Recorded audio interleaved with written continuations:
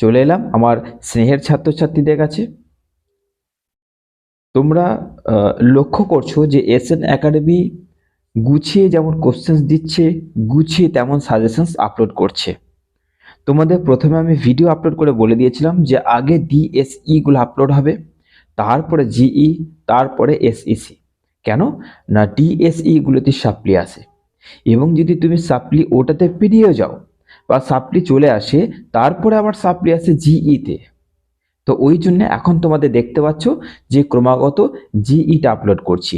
ওকে, জিইটা আপলোডের পর তোমাদের কিন্তু এবার এসইসিটা আপলোড হবে। তো আজকে জিইর কোন বিষয় নিয়ে করছে, জিইতে যারা বাংলা চুজ করেছো তাদের জন্য, এবং খুবই গুটি কয়েক প্রশ্ন নিয়ে তোমাদের জন্য চলে এসেছি। দেখো এখানে আমি কিন্তু সাজিয়ে গুছিয়ে তোমাদের জন্য যে কোশ্চেন্স প্যাটার্ন তৈরি করেছি, সেখানে প্রথমে যে প্রশ্নগুলো বলবো সেইগুলো 10-এর জন্য তোমরা করে নেবে। তারপরে যে প্রশ্নগুলো বলবো সেগুলো 5-এর মধ্যে তোমাদের সবকটা চলে আসবে। ওকে, প্রশ্নমান 10-এর জন্য যে প্রশ্নগুলো আছে সেইগুলো এবং প্রশ্নমান 5-এর জন্য যেগুলো আছে সেইগুলো নিয়ে চলো আজকে আলোচনা করি।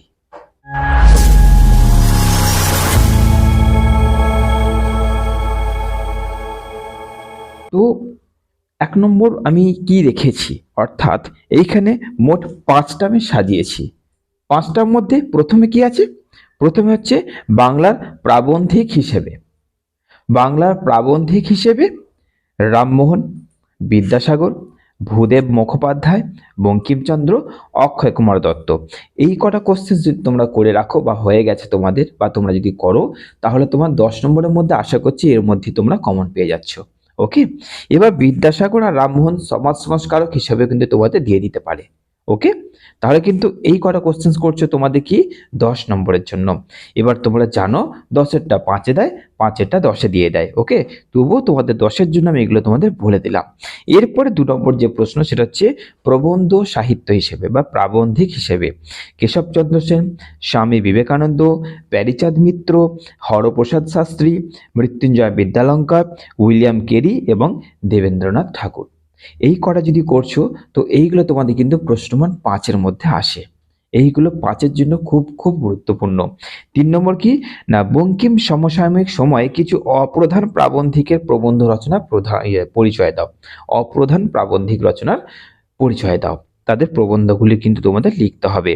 4 নম্বর কোশ্চেন কি, রামমোহন বা বিদ্যাসাগরের বিতর্কমূলক যে প্রবন্ধগুলো সেইগুলি আলোচনা করো। 5 নম্বর কি না, প্রবন্ধের উদ্ভবের ধারাবাহিক ইতিহাস আলোচনা করা, অর্থাৎ প্রবন্ধের উদ্ভবের ক্রমবিকাশ যেটা বলতে পারো সেই কোশ্চেন্সটাই কিন্তু এটা।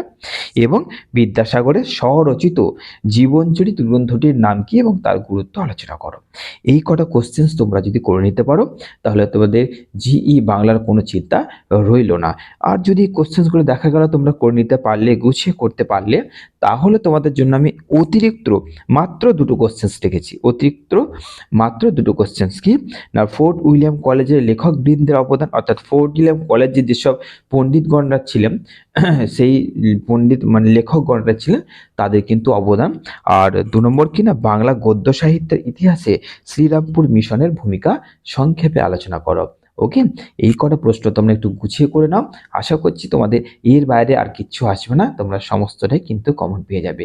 ভালো থেকো, সুস্থ থেকো।